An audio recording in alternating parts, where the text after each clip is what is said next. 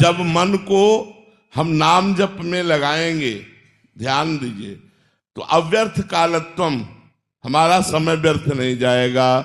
और जो over thinking है, जो बहुत सोच है, अन्य विचार है, सोचों की बाढ़ आ रही, वो क्यों आ रही? क्योंकि खाली मन है। यदि हम मन को नाम में लगाएंगे तो जो व्यर्थ का विचार है वो नाम रोक देगा। जो व्यर्थ की गंदगी की तरफ ले जाने वाली प्रवृत्तियां हैं वो रोक देगा। देखो, ये अध्यात्म है। जैसे बाजार में पूछ रहे हैं सोने का कंगन कितने का है, ये हार कितने को, लेना कुछ नहीं। ऐसे हमने सुन लिया अष्टांग योग, सांख्य योग, भक्ति योग, लेकिन चलना कहीं नहीं। चलना कहीं नहीं तो सुनने मात्र से केवल अष्टांग योग थोड़ी आ जाएगा, सुनने मात्र से केवल सांख्य योग थोड़ी आ जाएगा। हमको आचरण में उतारना पड़ेगा।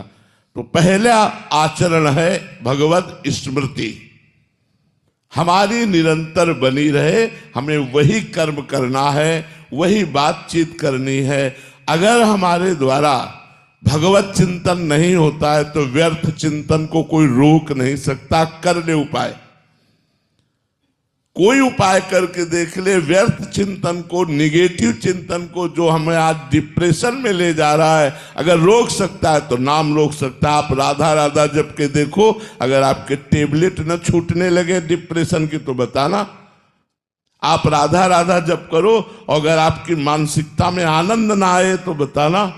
चाहे जितना कष्ट में हो, लेकिन तुम्हें एक आनंद बना रहेगा। बाहरी परिस्थिति प्रतिकूल है, लेकिन एक आप आनंद में बने रहेंगे। बहुत बड़ी सामर्थ्य नाम में है। इसलिए हर प्रश्न का उत्तर नाम है। आप नाम जप करो और फिर देखो कैसा आनंद आता है, कैसे बाधाएं नष्ट होती है, कैसे हमारे अंदर पॉजिटिव विचार आते हैं, कैसे हमारे परम कल्याण के लिए दैवी संपदा हमारे हृदय में प्रकाशित हो जाती है।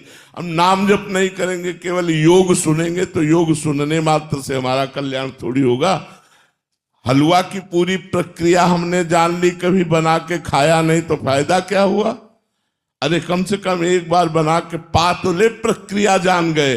तो अष्टांग योग की प्रक्रिया, सांख्य योग की प्रक्रिया, भक्ति योग की प्रक्रिया हमने सुना, सीखा, प्रवचन किया, लेकिन कभी किया नहीं तो फायदा क्या हुआ? सुनने से, प्रवचन करने से। तभी हमें लाभ मिलेगा जब हम उसे आचरण में उतारें, उसे जीवन में उतारें। महाराज जी, आज सुन के अच्छा लग रहा है और शुरू भी करते हैं। काउंटर भी 3-4 खरीद के लेके जाते हैं, बट महाराज जी 4-5 दिन बाद फिर से डाउन डाउन डाउन, फिर 10 दिन में माया का प्रभाव तो एकदम। फिर मोबाइल निकालो और यही प्रवचन सुनो। मोबाइल जब आपकी बैटरी डिस्चार्ज होने लगे तो मोबाइल निकालो, प्रवचन सुनो, फिर चार्ज हो जाओगे। देख लेना, आप करके देख लो। जब आप डिस्चार्ज हो रहे हो सो आप वही प्रसंग लगाओ, प्रसंग छांट के रख लो, नाम के, मन के, काम के, अलग अलग जब जहां बोले गए तो बस जैसे वो धनुष बाण रखा जाता है शत्रु को मारने के लिए, ऐसे प्रवचन रख लो।